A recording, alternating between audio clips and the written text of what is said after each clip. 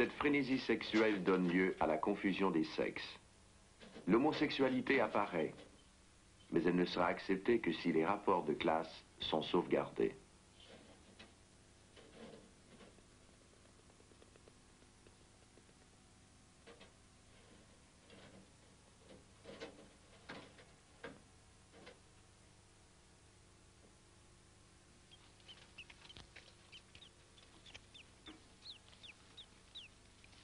Les naissances se font de plus en plus rares. Lorsqu'elles ont lieu, elles tournent à la catastrophe. L'instinct maternel est inhibé. La femelle piétine ses petits, les abandonne ou les dévore.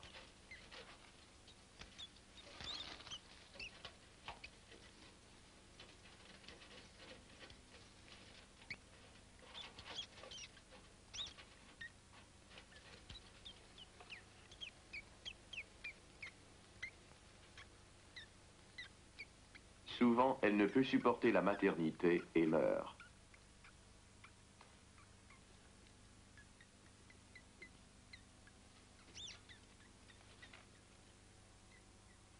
Les petits abandonnés par la mère sont rapidement éliminés par les autres membres de la colonie. C'est une façon de contrôler la population.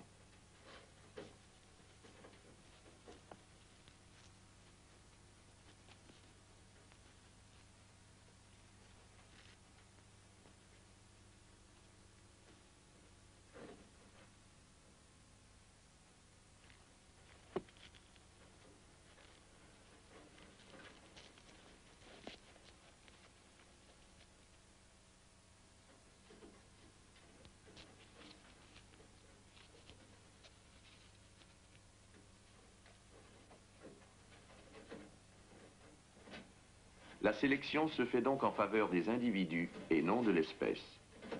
On assure sa survie, mais on perd de vue celle du groupe entier dont l'âge moyen ne cesse d'augmenter. La survie de l'espèce n'est plus assurée. Les rats, qu'ils soient alpha, bêta ou oméga, perdent toutes les prérogatives attachées à leur statut social. Les places de repos, les nids, reviennent tantôt aux uns, tantôt aux autres. Les rats s'entassent les uns sur les autres.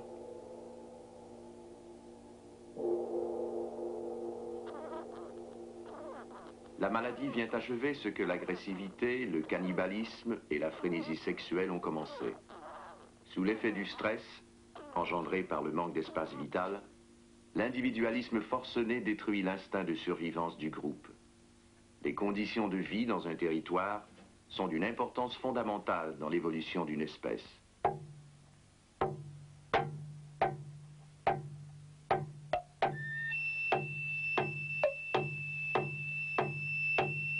De nombreuses légendes japonaises nous racontent l'association de l'homme et du rat. Ce rouleau, vieux d'environ 500 ans, nous présente le rat sous les traits d'un jeune prince. D'autres rats en costume de nobles dames, de samouraïs ou de serviteurs forment sa cour. Le prince pousse le raffinement jusqu'à épouser une représentante de l'espèce humaine. Leurs noces soulignent les ressemblances qui existent entre les goûts des humains et ceux des rats.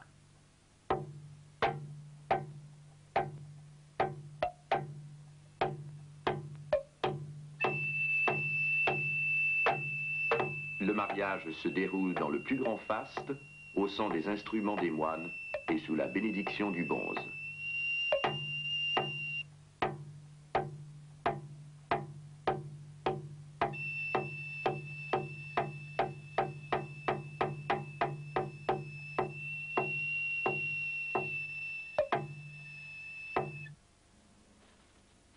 Cet animal bien charpenté, au museau obtus et aux oreilles petites, appartient à l'ordre des rongeurs. Il pèse entre 300 et 500 grammes. Rattus norvegicus, originaire d'Asie malgré son nom, est le plus connu. Son espèce, universellement répandue, a envahi la Terre. Son corps mesure de 20 à 25 cm. Sa queue, grosse et plus courte que le corps, mesure de 15 à 20 cm. Rattus norvegicus vit environ de 8 à 11 mois. Si tous ces petits vivaient, un seul couple de rats donnerait 20 millions de descendants en 3 ans.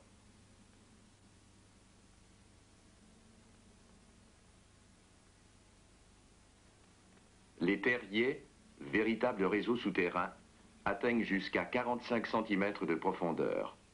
Le rat s'y reproduit, y cache la nourriture, s'y abrite contre les intempéries et y trouve un refuge contre les prédateurs.